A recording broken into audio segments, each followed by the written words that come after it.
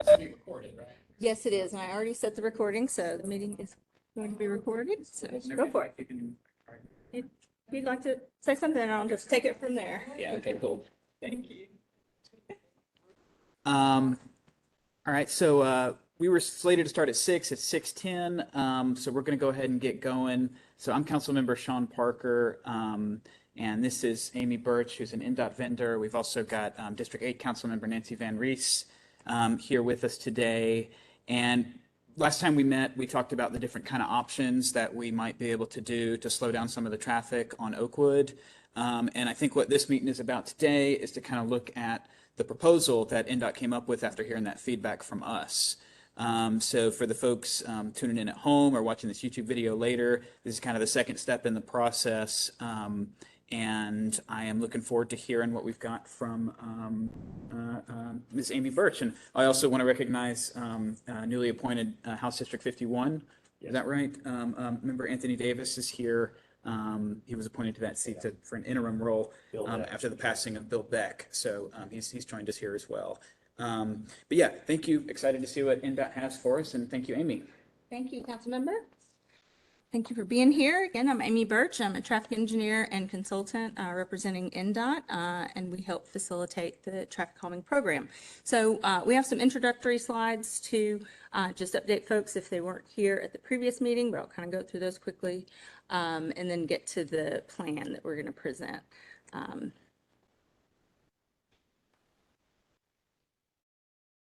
Go. Slides advancing. There we go. All right. So just some basic stuff about what traffic calming is. Our neighborhood street traffic calming program focuses on residential streets, and we are installing physical solutions to slow vehicular traffic down and reduce speed along the length of the street. That's really what our goal is. And a lot of this is geared towards safety and vision zero.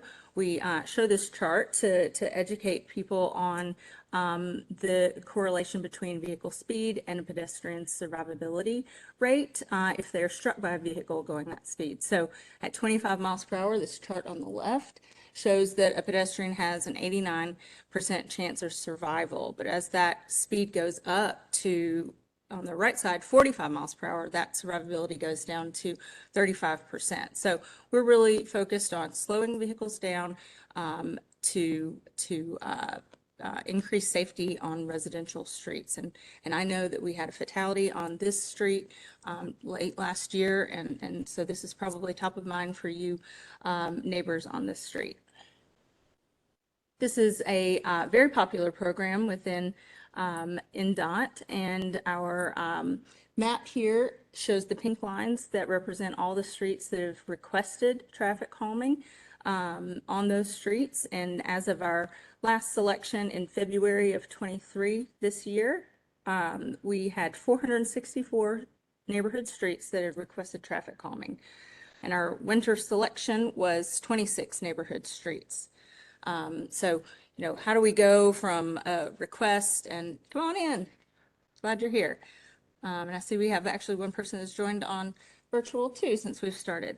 But how do we go from these this request, this high demand of request for traffic calming to select those 26 streets at a time? And I'll say that we do 50 a year. We do 26 at 25, around 25 in the spring and 25 in the fall, essentially.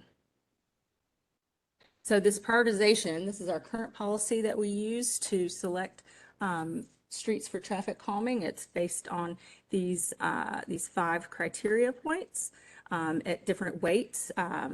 So the weight that gets the most is the speed. We actually go out and measure the speed on the street. All the streets that have requested traffic calming, we measure that speed and we compare that to kind of our goal speed limit on a residential street, which is 25 miles per hour. And that's worth 45 points of our score. And we also look at volume, and we look at the daily volume of traffic, and that's worth 25 points of our 100-point score. And we're also looking at other things that might result in pedestrians using the street, like trip destinations, proximity to parks and libraries and schools, places where we think people would be walking from the neighborhood or that neighborhood street to during the day. And then also we look at non-driver accommodations. So whether there's bike lanes on the street or lack of sidewalks on the street, that gets factored in. And that is worth 15% of our score. Then we're also looking at vulnerable user injury and fatalities. So we look back at 10 years worth of data and identify whether there's been a pedestrian injury or fatality on that street, and that gets 10% of the score. So we look at every street and compare every street. Every street gets a score, I should say. And then we take those that rank the highest in our prioritization, and those are the ones that are selected in that round. So let's look at Oakwood in your neighborhood. These are just pictures taken of the street, so it has some different characteristics along the length of the street. It gets wider up near the hill where the more newer development is, and then as you're approaching Trinity, that's the picture on the left, it's more narrow, but we have center lines along the whole street. This is just a map showing the length of our study area and our street that we're working with. So it's between Beechwood to the north and East Trinity to the south. The posted speed limit on the street is 25 miles per hour, and this is categorized as a local street, so it's a residential street. There is also a bus route that kind of does its turnaround at the end of this street as well, from Sladen to Bullock. So now I'm going to talk about our toolkit, and this is probably a reminder for those of you that were involved in the first meeting, but we want to make sure that anyone that's not been here before has the same information about what's in our toolkit. But our most used tool are called speed cushions. These are modular rubberized devices that we install along the width of the street, and based on the characteristics of the street, how wide it is, what the pavement markings look like, we can configure them in a number of arrangements. There may be two, one in each lane, or like this picture on the top left, there's three because the pavement's wide enough. They also have arrow markings on them or centerline markings on them to work with the existing street markings. These are at their tallest point, they're 3 inches high, and then we typically arrange them in different lengths depending on the characteristics of the street, but they may be in lengths of 7 feet or 10.5 feet or 14 feet long as you travel over the speed cushion. We also pair these with warning signage, like you see in this top right photo, to alert drivers of the devices and the recommended speed of 20 miles per hour. And the markings on them make them visible at night as well. And that's a key for safety for these devices. And then as we install these, we will put them in a series so that we can achieve a consistent vehicular speed along the length of the street. We're not looking to put one set of devices out and then not any on the rest of the street, because that might encourage drivers to drive fast, slow down really quickly to drive over them, and then speed up again. So we're spacing them such that we can get a consistent speed. Okay, similar to the speed cushions in the material and such are speed tables. These are, instead of having the gaps like the speed cushions do, which accommodate emergency vehicles better, these are fully along the width of the street. They still have the pavement markings, but they're flat on top and allow a little bit faster speed sometimes for different vehicles. But these are unique. We don't use these as much as the speed cushions. We prefer the speed cushions because of the gaps that are there for the emergency vehicle response. Now, NDOT has been focused on collecting some data on the deployments of these materials, these devices along our streets. So we want to share this information. The graph on the left shows the average speed, and the graph on the right shows the 85th percentile speed. And then within those, the before is on the left, after is on the right. So this is an average of, I think it's six locations where we have done this before after study. And we've seen the average speed go from 31 miles per hour to 22 miles per hour on streets where these have been installed. And then the 85th percentile speed goes from 37 miles per hour to 25 miles per hour. So they're shown to be really successful in what we're trying to do, which is get that slower speed. And we're measuring these between the devices where they're installed. We're not measuring right at the device. So that's our really what we're looking for in these results. So radar feedback signs, we also use these in places. And these are simply post-mounted signs paired with the speed limit, just like you see in these pictures. And they will show the vehicle speed as you approach the sign. And then if the driver is going above the speed limit, then it flashes at the driver, their speed. So these are good reminders for drivers, but they're not, physically installed into the road. They're on the side of the street. We've also, NDOT has also done some before-after studies there and found a reduction of 6 to 7 miles per hour for the average and the 85th percentile speed. And these have been installed on recently on some of your higher classification streets, collector streets, where we maybe can't install the physical devices and the vertical devices in the road.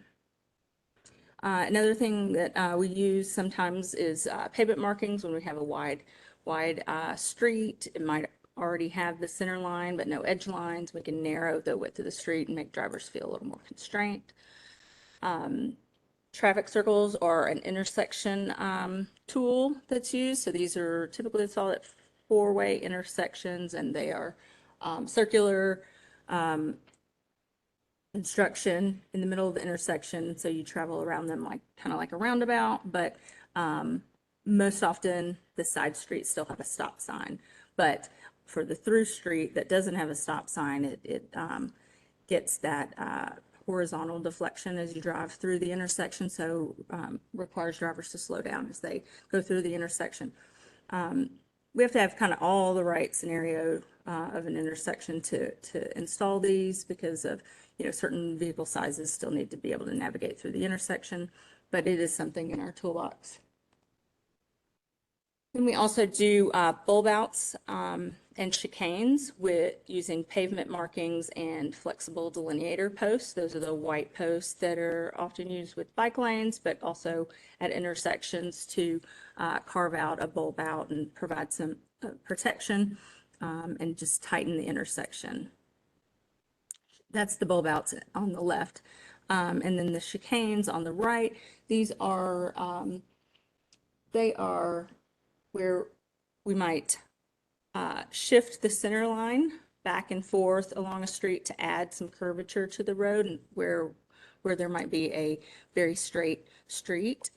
Sometimes this is done by shifting the designating on-street parking and moving it side to side. So this picture on the bottom right is, I believe, of excuse me, I believe that was Fairfax in the Hillsborough West End neighborhood.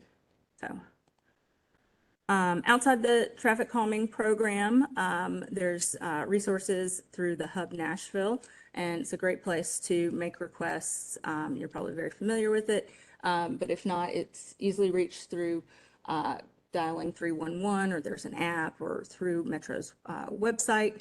But that's a place to request new signs, but also things like a street light is out or traffic signals out.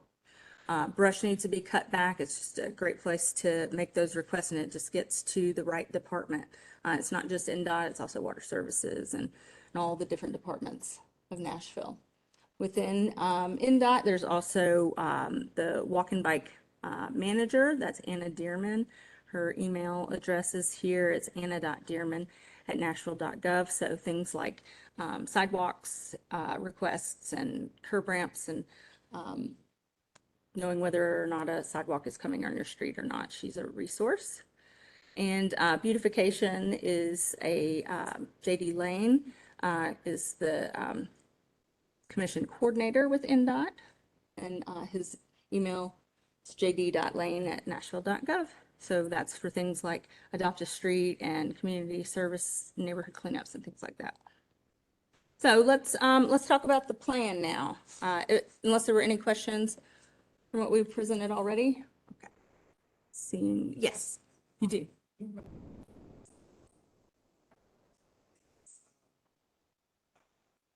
Speed cushions? Yeah, how close are they gonna? Like one set to the next set? Yeah, They're typically, we try to achieve somewhere around 500 feet of spacing between sets, but. it's coming down Oakwood Hill Mm-hmm. from.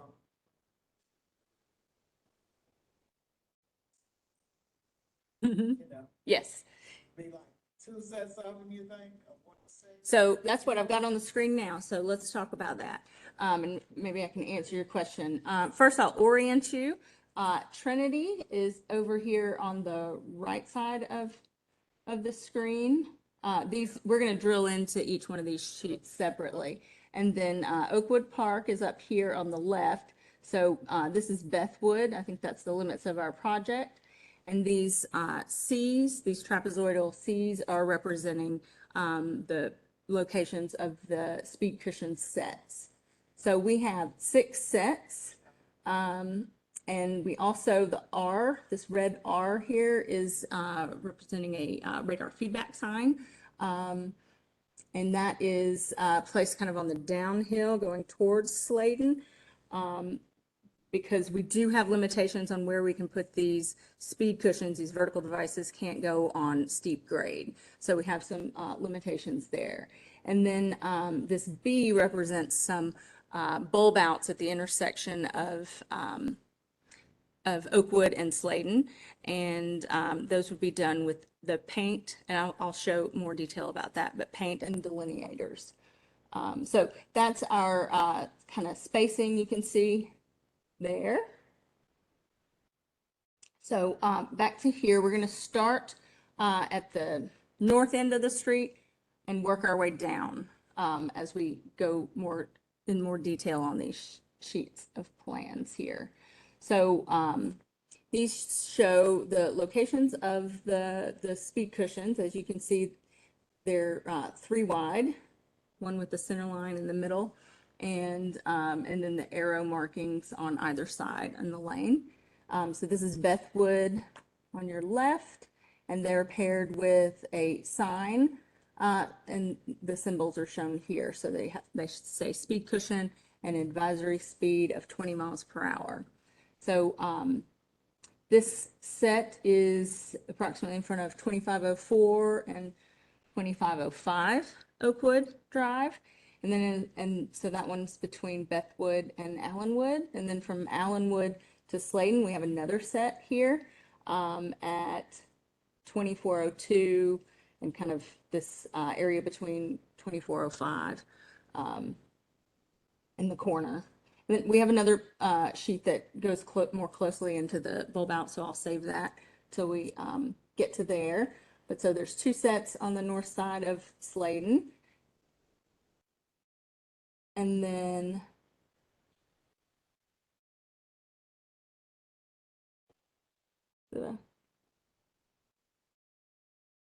we have, may have to open the new file, the other file, because it doesn't look like it's in there, but this is at Trinity. There's another set as you get turned onto Oakwood from Trinity. There's a set here at 219 and 217. So that's just after you get past Wesley Avenue. Let's see. Yeah, I'm missing a sheet here. Let me get out of this or look on here, and I'll drag that over there. Just bear with me just a second. I apologize. That's an important sheet because that's where we added a set of cushions. Let's see. Okay. Yeah, it's just a different format, but I'm sharing the screen so y'all should be able to see it online. If you can't, let me know, please. So here is the other sheet that we were missing. So again, to orient you, this intersection here on the left is the four-legged intersection with Sladen. Then we have another set of cushions just south of that intersection. Also, this is where the radar feedback sign would go, kind of at the end of that townhome development there.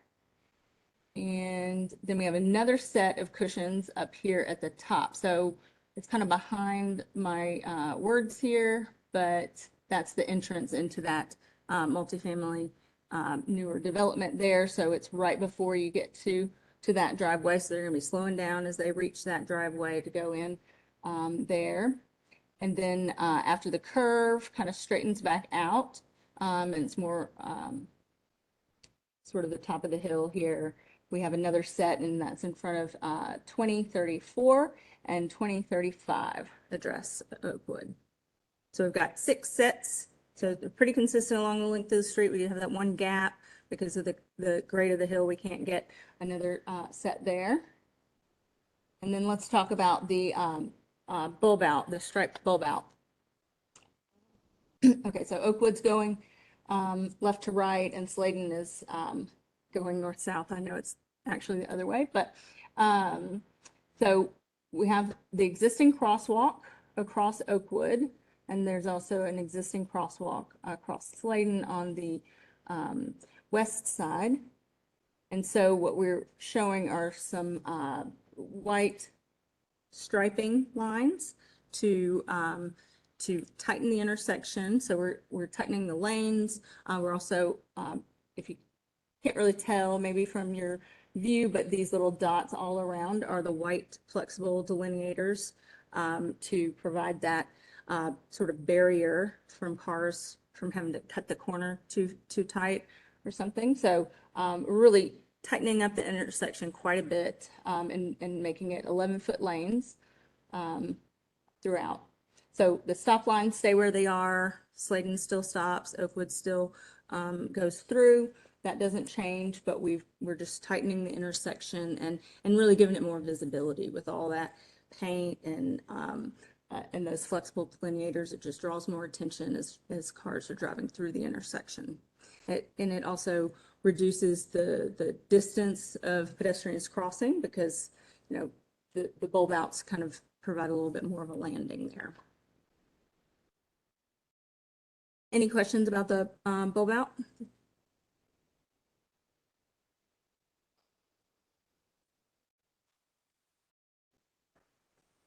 Mm-hmm. That's a great question. If you can't hear online, I'm just going to repeat the question. Why did we not look at a traffic circle at this intersection and instead do this bulb out? It's mostly because of the buses. The buses come through and they make a left on Sladen, and that would be a challenge for them.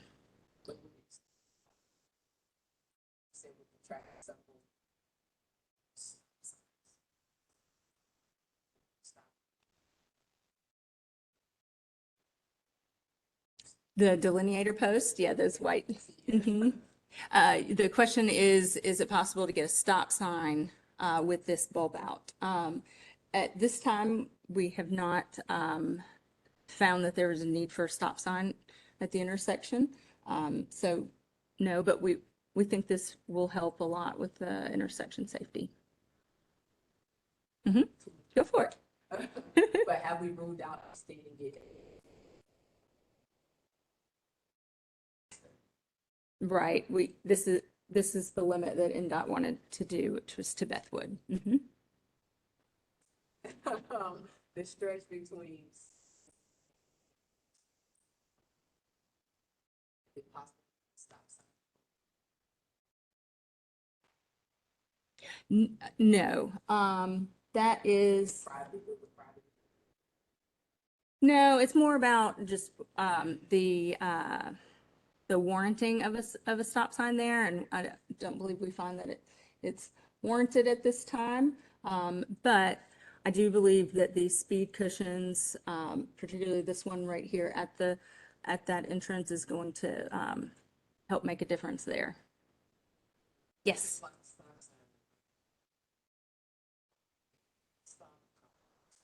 Yeah, where you put Oh, were you talking about on the driveway, coming out? Sorry. I misunderstood your question. for some reason, they don't seem to know to stop and.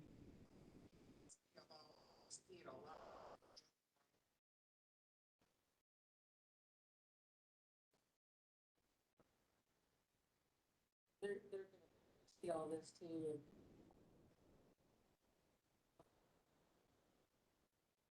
But I hear what you're saying, because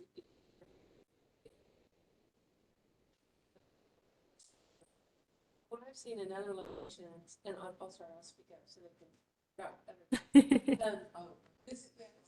This, this is Nancy Van Rees talking, and I've been, both, it's been bad that a lot of my, traffic calming things have floated to the top, that's horrible, but at the same time, they've been getting done, so there's been a lot done, and we've seen these really work well in places where, in my mind, a four-way stop would be great there, but then this didn't. But then if it's not working, then that's what's really cool about the speed cushions, is that they can pick it up. And if it's different, or if it's not working, then you can ask for another evaluation. Stop sign would be better. So it's not like a final thing, it's just like, let's see if this works first, kind of. So that seems to be working so far.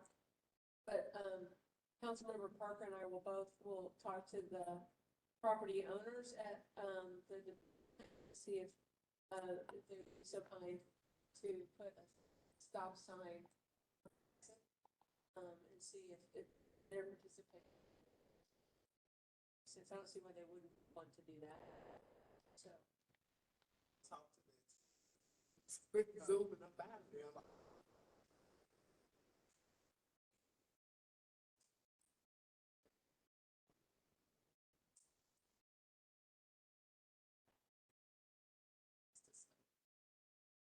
It's all like.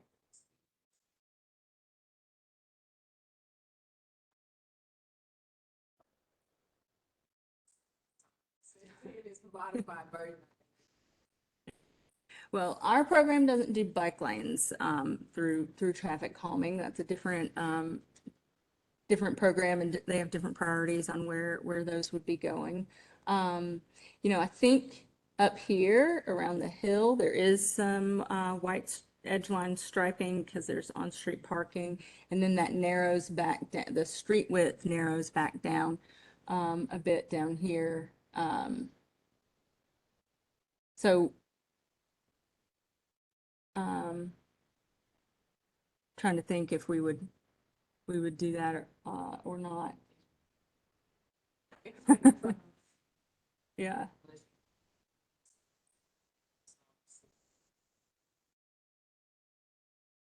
Oh, the corners, just to carry those lines up. Mm-hmm. I'll have some feedback too on those white. People get really mad. It's like, I can't turn, I have to slow down when I turn. Like, that's the point. There's it happens so often that there is a thing on the HUD that says that there's one of those things, so they come down and put it down. But I think That's a great that's point. the most frustrating thing of the drivers is having to slow down at the intersection, but that's the point. And so, I think that, forgive me, I forgot the name of the I today. So I think that because Commissioner, there might be an opportunity for you to talk to Councilmember Parker about some sort of reference, a sign or something there, so people understand why it's a that person, but at the same time, it's like, it's not about. So I think that might be an opportunity to do some placemaking.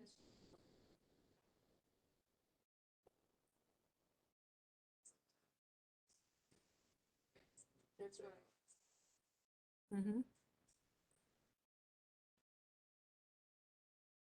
Okay. Any more questions about the plan? Are we like the idea of speed cushions on the street? So I'm gonna, oh,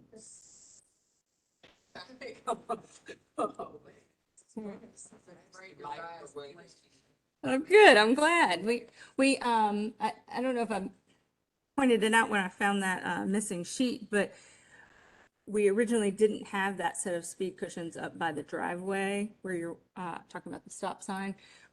But in hearing that feedback from you all, and we did our field investigations, we were able to put that one, in there and close the gap between the different sets of cushions. So I think that makes for a better plan. And we also didn't have the bulb out in here at this intersection. So this was added based on feedback that this was a point of concern for the neighborhood, and we want to make that change, or made that change to the plan or the concept. So these are just showing how these would be configured in the lanes. And I want to draw your attention to the width of the street changes quite a bit along this street. So we have different configurations for different locations, but closer to Trinity, East Trinity, that is, we have one in each lane on either side of the center line. And then in the really wide section, we've got sets of 3. So one over the center line and then one on either side. They have about 3-foot gaps between. And so as a driver, you want to really drive straight over them and not try to do one wheel on, one wheel off. That's really the most comfortable way to do it. But you'll find that out when they're installed on your street. But and then here we also have flexible delineators on either side of the sets of cushions, and that's sort of in that parking lane, and it's specifically to keep drivers from trying to go around the speed cushion. So we put those there, and that prevents them from, they don't want to hit those things, so they'd go straight over the cushions as they're supposed to. Let's see, these are some different configurations based on the street width, but there's a place where we have less width over here and just one parking lane, so that's how we've got those shown. And I should mention, these are 10.5-foot lengths. So it's kind of our mid-size length of speed cushions, and they achieve about a 25-mile-per-hour speed traveling along the street. And that's that on the plan. And then now I'm going to just mention about the flow chart and where we are in the process. But it all starts with an application. Someone, I believe your council member, applied for traffic calming before he was council member, maybe, and then it got selected through our prioritization process. So it was a while ago that got selected. But then we had our meeting 1. We worked on our design based on the feedback we got. And now we're here at meeting 2 to present a more refined plan to you. And then from there, we go to our online ballot. And that's how NDOT in this program measures that there is support for this plan along the street. I have a slide to talk about the online ballot in a second, so we'll do that in a minute. And then from there, we move into the implementation phase, construction, ordering the materials and everything. So our ballots are handled similar to the meeting cards that you got about this meeting. They're postcards. It's an online ballot, and it has a QR code where we'll take you to the online ballot, and you'll be able to vote for or against the plan. It also includes a link to the plan, so you can see these online. They'll be posted on NDOT's website. And what we're looking for in order to call this a successful vote for the project is 66% of the votes received need to be in favor of the project. So it's not necessarily 66% of the street properties, but 66% of the vote, though we would love to have 100% vote. Let's see, it's a 6-week balloting period. So it has an opening and a closing. The closing date for the ballot period will be on the card, so you'll know when it closes, but vote as soon as you get that card in the mail. And these cards are mailed to property owners and their addresses. The ballot postcards also have unique ID codes at the bottom, and that will be what you use to plug into the form online to vote. Yes, you have a question. So everyone in these properties, so the yellow and north is to the left of the screen, East Trinity's here. So we send vote eligibility to all the property owners on the street where the measures are being installed.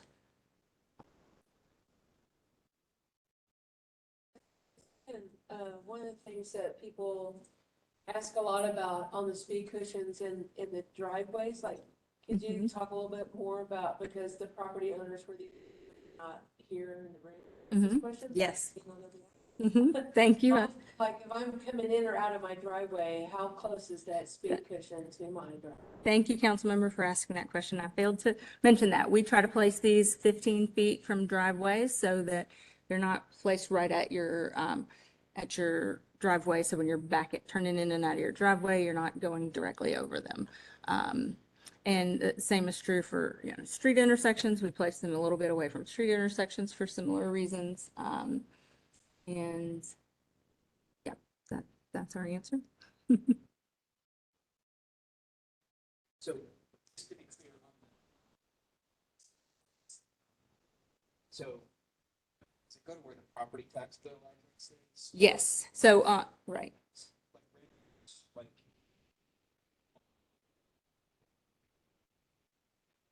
it's a lot of times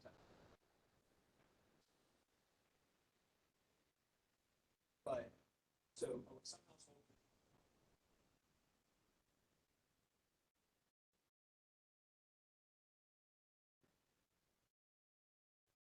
But about, I don't know, 2/3 of the way through the 6-week process, they'll say, sitting at, sometimes it's a.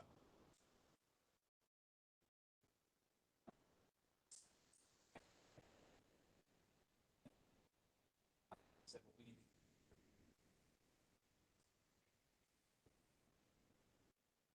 this combination, texting people like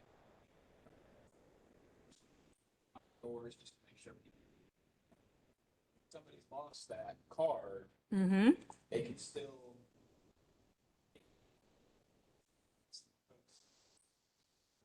There's ways that they can still. That's right.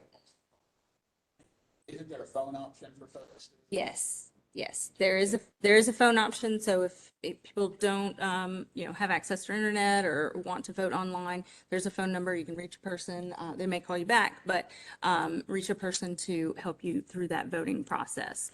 And yes, if the card is lost, if you're out knocking doors trying to get support and they don't know where their card is, you can reach out to us.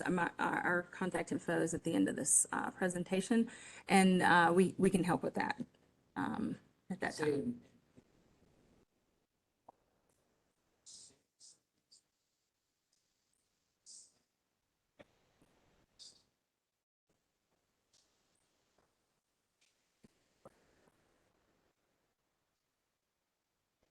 See this and they're like, This area, I think that one of the very first projects we did was over on the Jones Avenue. And so people are aware.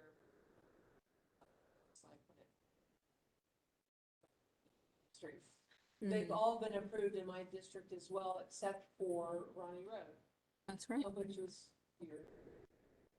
It's the highest speeding and so, so, but they are able to go in and put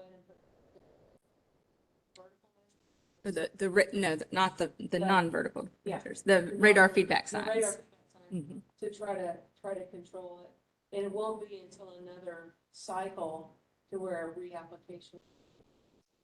So that's been the only one that I was, that, but got that feedback and we're at. Yeah, so. That's hard. So, and those are those, if you've ever been on Running Road in Madison, there's like these like, passing around the street, but there's a lot of.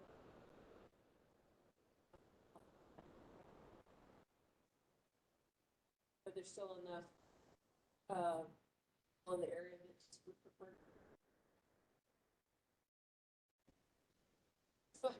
So it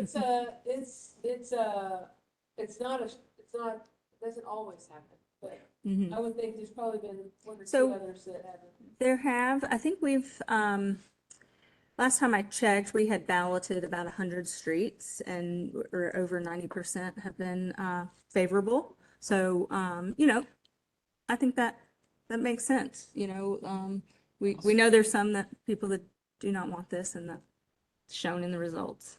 I'll say that just like a little.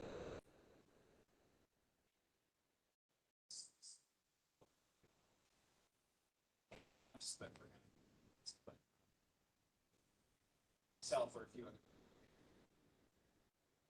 Make sure everybody.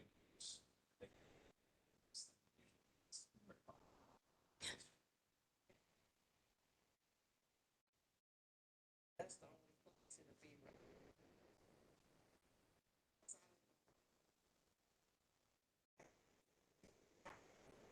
Eight, nine, and then somebody came, street draft, so I got 2 cops, 3 cops. And they fly, just like you do on. This application is submitted for.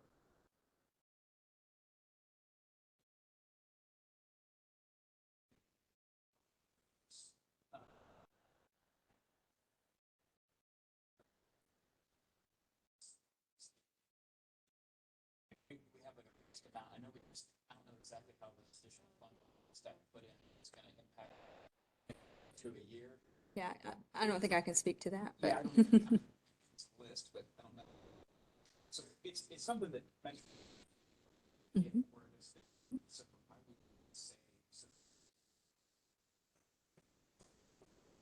It's something like a, slow it down. it's not on the street, it's like.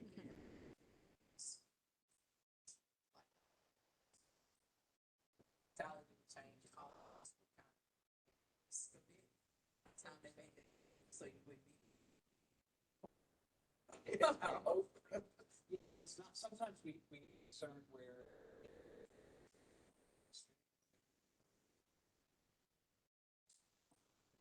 See, you're just gonna go over there and go. I would. Shouldn't get that.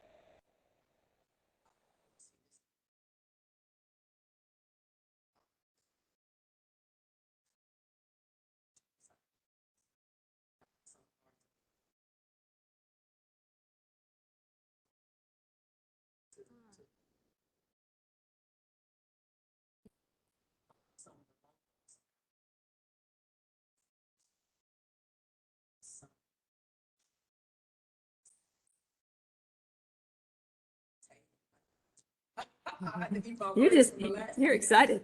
Yeah. Keeping up. Oh, good. Yeah, well, like Councilman said, you can definitely apply for traffic calming on those streets and it'll be considered just like we consider all the streets in our When applications. is the next application window? We don't have an exact date, but we are thinking it's going to be either end of August or September. And so when that happens, NDOT will advertise that information, and your council member, I'm sure, will put it in their newsletter and so forth. So But we have two windows a year, and that's, and so streets that aren't selected, they stay in the process for two years. And so you don't have to reapply every round if you're not selected. But once that data gets older, we would be willing to go check it again. And one last thing about the ballot and who gets to vote, I wanted to mention that if a property owner owns multiple properties along the street, they only get one opportunity to vote. So we don't necessarily have, so we don't end up with landlords that get a supermajority on the street or something like that. And the same with like apartment buildings. I don't think this is an issue here, but if the whole unit is owned by one property, it's a one vote. Townhomes, Those are individual. so this Yep, will each get, they'll each get a thing. correct. They will each. One Right. thing I wanted to remind folks that in case there's some confusion, right now, for 6 weeks, this District 8 starts at Slayton, Oh, and whereas, Go back to on the, at the election, all of this is in This is District Slayton. 5. So that's why we're both here, because Mhm. it's 5 and 8 now. Let's go out. that's right. Maybe by the time the ballots are received or completed. So our process from here is we would, hearing that there's support from those here at the meeting and not seeing any thing online to the contrary, we're feeling that there's support for this and we would move forward with this plan as presented. And we would get our mailers together, our ballot mailers, and get those into mailboxes in the next 2 weeks, ideally. And then that starts our 6-week voting period. And then after that, and the results will be provided to the council member and also posted online. We actually post the results, whether it's, pass fail results, not the individual vote results, online on NDOT's website. And then after that, we work towards ordering these materials. We don't keep all these materials in-house. We have to order them when a project is moving forward. It's been approved by the neighborhood. And then we work to get it into construction. So our construction window right now is, we've made a lot of progress on catching up on it, but our construction timeline is 6 to 8 months after the ballot closes.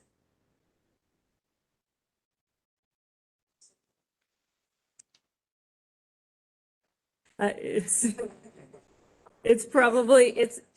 spring. So with this new budget, that I think that, they're going to be able to start bulk ordering. That they're not waiting. That's That'd one be of the great. Yeah. bottlenecks. that Yeah. is out there. Yes. They're waiting. Yes, we do have a bottleneck that we don't have a place to store them, so we can't order them too far in advance right now. But we have, over the last year or so, quickly, made some changes that have sped up one part of the process with the balloting, and our engagement process is much better. But yeah, we're still trying to work through some backlog on the implementation of it. And what's the weather requirements for installation?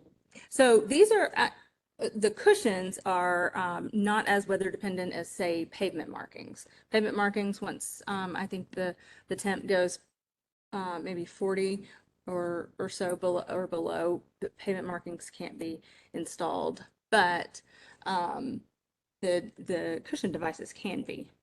So is it so- possible then that the cushions may, for the markings in No. wintertime? For the bulb outs, it's possible. I don't think we're in the window of going to be installing this in the winter of this year, to be honest. Yeah, exactly. I want to be transparent about it. It's one of those tricks you never get a month, you give like this arbitrary spring. What is that? Like, yeah, I mean, it's just now officially summer, right? Right. We are working to straighten out the kinks in our chain, but I don't want to overpromise. We first got to get the ballot and the support done, then order our materials and so forth. But NDOT is working hard to speed up our process and get this out there because it makes a difference. I'm showing our contact information in traffic calming at nashville.gov and my email address directly. And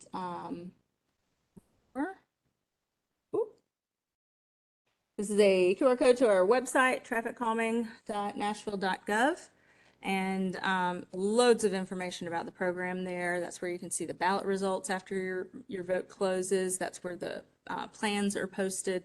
The ballot cards will also have links to those plans, but that's a good resource, and a map where if you want to look and see if a street in your neighborhood has been applied for traffic calming, you can find that there on an interactive map. Our process manual, all sorts of information, and then NDOT's social channels. Are there any other questions? I don't want to keep you all too long. Okay, any questions on the chat? I don't see any. Thank you for joining online. All right, well, I guess I'll close this out. Council members, do you have anything to add? Just want to say, if anybody,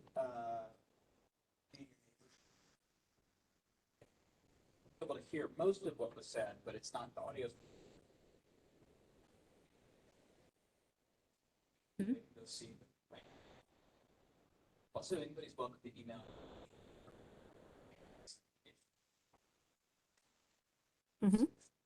It's on, we have a box on the traffic calming website that links to all of our meetings as well. So they're kind of sorted that way. You don't have to find it on the, YouTube channel can be hard to find. it is a lot, it is. So we've organized them there, and that's at that website there.